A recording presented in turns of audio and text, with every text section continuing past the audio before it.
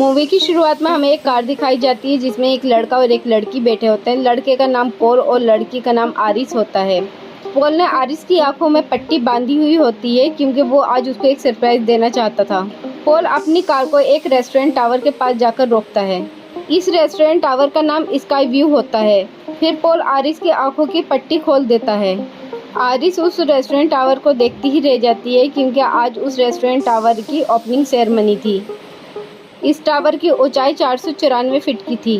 फिर ये दोनों उस रेस्टोरेंट टावर के अंदर चले जाते हैं। दूसरी तरफ हमें एक फाउंटेन दिखाया जाता है जहाँ पर एक बच्चा होता है और उस फाउंटेन के अंदर को कॉइन चुरा रहा होता है। उसको देखकर एक गार्ड बच्चे को कॉइन चुराने के लिए मना करता है। गार्ड बोलता है कि ऐसा करना बैड लक होता है। ये सुनकर बच्चा वहाँ से चला जाता है। फिर पॉल और आरिस एक लिफ्ट में बैठ जाते हैं जहाँ पर एक गार्ड होता है जो एक्साइटमेंट के साथ उनको बता रहा होता है कि ये टावर अपने निर्धारित समय से 5 महीने पहले ही बनकर तैयार हो गया है और ये टावर 9000 टन तक का वजन संभाल सकता है और ये लिफ्ट अब तक की सबसे ऊंची लिफ्ट है।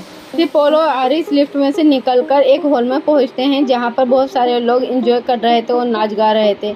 ये रिसेप्शन पे जाते हैं और अपने टेबल का पूछते हैं कि हमारी कौन सी टेबल रिजर्व है। रिसेप्शनिस्ट लिस्ट में चेक करके बताती है तुम्हारा नाम लिस्ट में नहीं है, जिससे आरिस और पॉल बहुत ज़्यादा दुखी हो जाते हैं। फिर पॉल आरिस को एक साइड खड़े करके उसके लिए शैंपियन लेने चला जाता है और आरिस टावर के नीचे देखने लगती है और घबराने लगती है। फिर वो कुछ देर वहाँ खड़ी रहती है और फिर वॉशरूम की तरफ जाने लगती है। जब वो वॉशरूम की तरफ जा रही होती है तो एक बारटेंडर शैंपियन का बोतल खोलता है जिसका कैप उड़कर झूमर से लगता है और झूमर का एक टुकड़ा टूटकर नीचे फर्श पर गिर जाता है।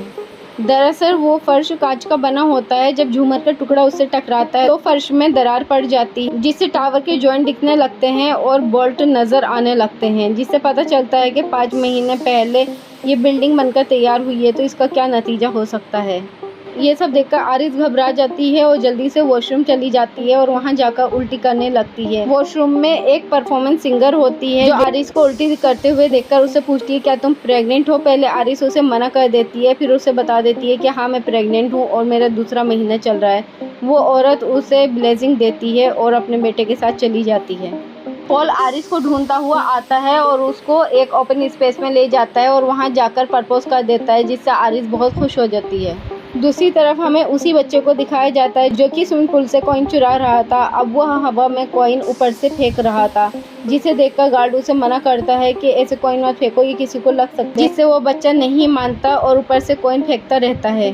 बच्चा जब ऊंचाई से कॉइन फेंकता है तो एक कॉइन हवा के प्रेशर से टावर के वॉन्टर्स में घुस जाता है और एक फैन में फंस जाता है। पॉल और आरिस और काफ़ी सारे लोग डांस कर रहे होते हैं, लेकिन जो झूमर का टुकड़ा फर्श पे गिरा था और जिससे कांच के फर्श पे दरार पड़ी थी वो दरार बढ़ने लगती है, जिससे वो फर्श टूट जाता है और काफ़ी सारे लोग ऊंचाई से नीचे गिर जाते हैं और मर जाते हैं। उधर आरिस पॉल को ढूंढती है तो देखती है कि पॉल एक कांच के सहारे नीचे लटका हुआ है।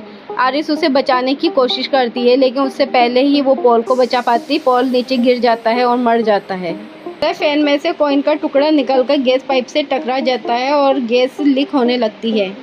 उधर गैस पाइप से जो गैस लीक हो रही थी उसकी वजह से आग लग जाती है, जिससे सिंगर जल जाती है और सिंगर को जलता हुआ देखकर आरिस बहुत घबरा जाती है। आग लगने की वजह से सब लोग हड़बड़ी में लिफ्ट की तरफ भागते हैं और लिफ्ट में चढ़ जाते हैं। लिफ्ट ओवरलोड होने की वजह से नीचे गिर जाती है। फिर सब लोग सीढ़ियों की तरफ भागते हैं और सीढ़ियाँ भी टूट जाती हैं और लोग नीचे गिर जाते हैं।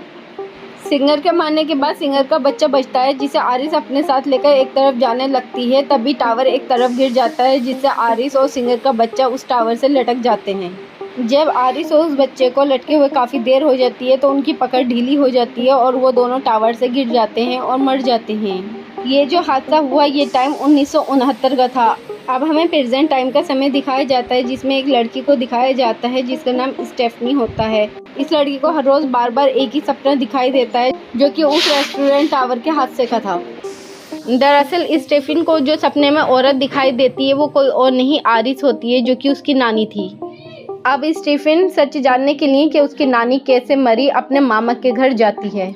स्टेफिन अपने मामा से पूछती है कि मेरी नानी के साथ क्या हुआ था जिनका सपना मुझे रोज आता है और मुझे परेशान करता है। मामा बताता है कि आरिस पागल हो चुकी थी, वो हमसे लड़ाई करती थी, हमें गालियां दिया करती थी, इसलिए हमने उससे संपर्क तोड़ लिया। मुझे लगता है वो अब भी जिंदा है, लेकिन मैं चाहता हूँ तुम भी उससे कोई संपर्क नहीं रखो।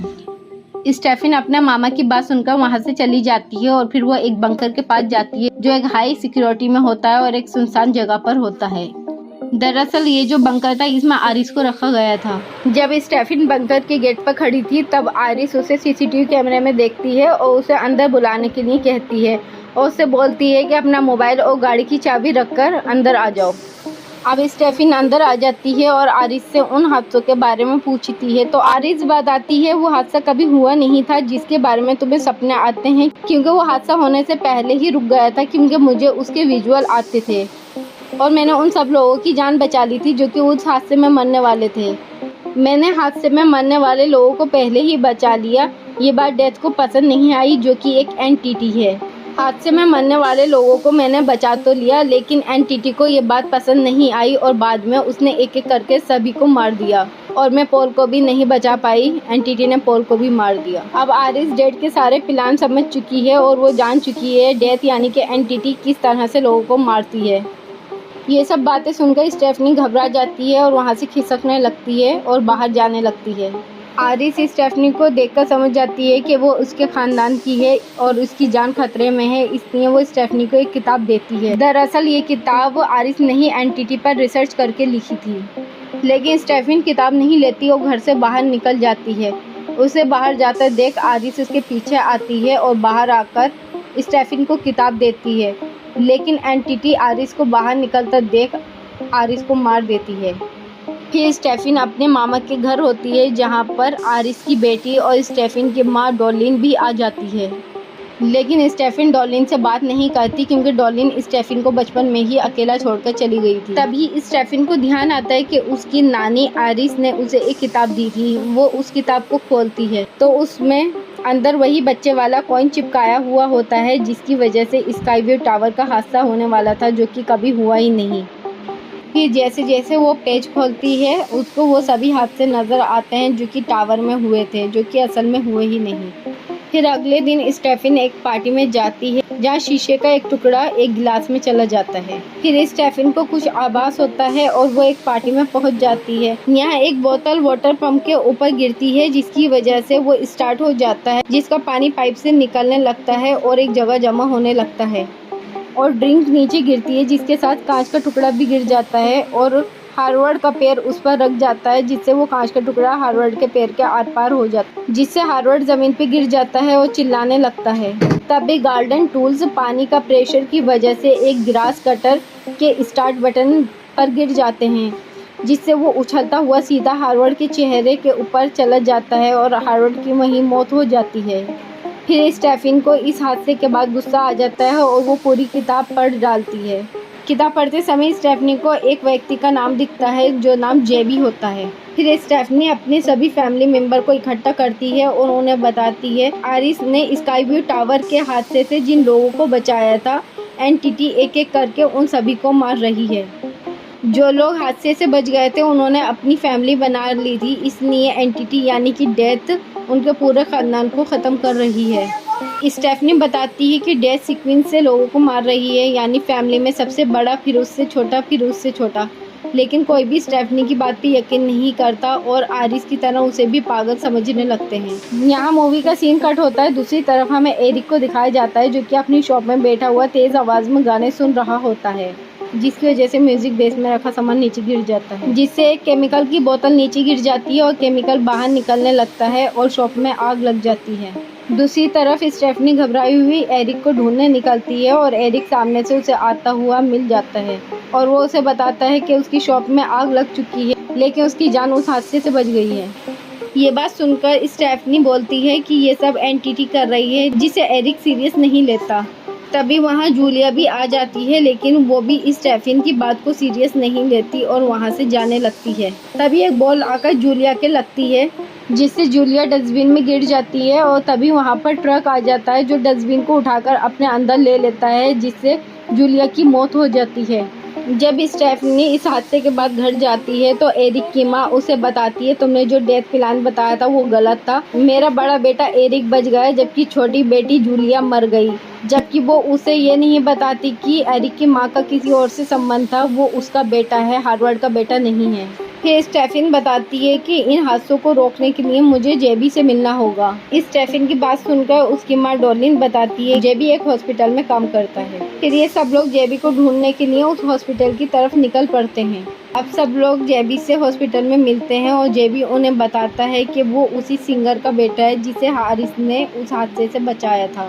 आगे जेबी बताता है कि डेथ से बचने के सिर्फ 2 ही रास्ते हैं, एक तो ये कि किसी को मार दो ताकि उसकी ज़िंदगी तुम्हारी हो जाए, या फिर दूसरा ये कि तुम खुद को ही मार दो।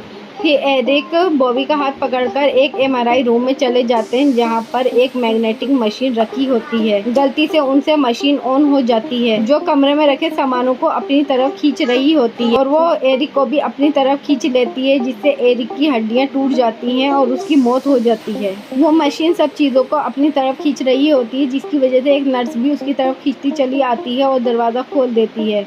एक मशीन की स्प्रिंग टूटी हुई होती है जो उड़ती हुई मैग्नेटिक मशीन की तरफ जा रही होती है और बॉबी के सिर के आर पार हो जाती है। एरिक और बॉबी को मरता देख स्टेफनी बहुत घबरा जाती है और सोचने लगती है कि हम तीनों की जान वहीं बच सकती है जिस बंकर में एरिस रहा करती थी, और वो तीनों वहाँ से निकलकर उस बंकर की तरफ जाने लगते हैं। जब वो तीनों लोग बंकर पे जाकर देखते हैं तो एक सिक्योरिटी रीजन से गेट बंद होता है। ये लोग गाड़ी से टक्कर मारते हैं और उस गेट को तोड़ देते हैं। इस टक्कर से एक केबल टूट जाती है और लाइट स्पार्क होने लगती है। जब ये अंदर जाकर गाड़ी से उतर रहे होते हैं तभी स्टेफनी की सीट बेल्ट अटक जाती है और वो गाड़ी में फंस जाती है। स्टेफनी समझ जाती है ये सब एंटिटी की हरकत है और वो डॉर्लिन से बंकर के अंदर जाने के लिए कहती है। वो लोग स्टेफनी की बात सुनकर बंकर के अंदर जाने ही वाले होते हैं। इससे पहले एक पिन सिलेंडर पर आकर गिर जाती है जिससे आग लग जाती है और पूरा बंकर ब्लास्ट हो जाता है, और इस ब्लास्ट की वजह से उनकी गाड़ी पलट जाती है और एक पानी के गड्ढे में गिर जाती है। उधर ब्लास्ट की वजह से एक पिलर गिर जाता है जिसके नीचे डॉर्लिन दबकर मर जाती है। उधर गाड़ी में फंसी स्टेफनी पानी में डूबने लगती है। तभी चॉर्ली स्टेफनी को बचाने के लिए एक कटर लेकर आता है, लेकिन उससे पहले ही स्टेफनी बेहोश हो जाती है। लेकिन चार्ली जल्दी से स्टेफनी की सीट बेल्ट काट देता है और उसे बाहर निकाल लेता है। फिर स्टेफनी को होश आ जाता है और होश आने के बाद चार्ली उसे बताता है कि तुम मर चुकी थी, मैंने तुम्हें दोबारा जिंदा किया है और इसकी वजह से अब डेथ साइकिल टूट चुकी है। आगे हमें एक बूढ़ी औरत को दिखाया जाता है जो कि मार्केट में कुछ खरीद रही होती है। वो जब अपने पर्स से पैसे निकालती है तो उसके पर्स से एक कॉइन गिरता है और पास में ही एक ट्रेन की पटरी होती है जिसमें जाकर वो कॉइन अटक जाता है। तब स्टेफनी और चार्ली से मिलने एक डॉक्टर आता है और वो उन्हें बताता है कि स्टेफनी उस रात नहीं मरी थी बल्कि सिर्फ वो बेहोश हुई थी, क्योंकि अगर वो मरती तो उसकी सांस और दिल की धड़कन दोनों रुक जाती, लेकिन ऐसा नहीं हुआ था।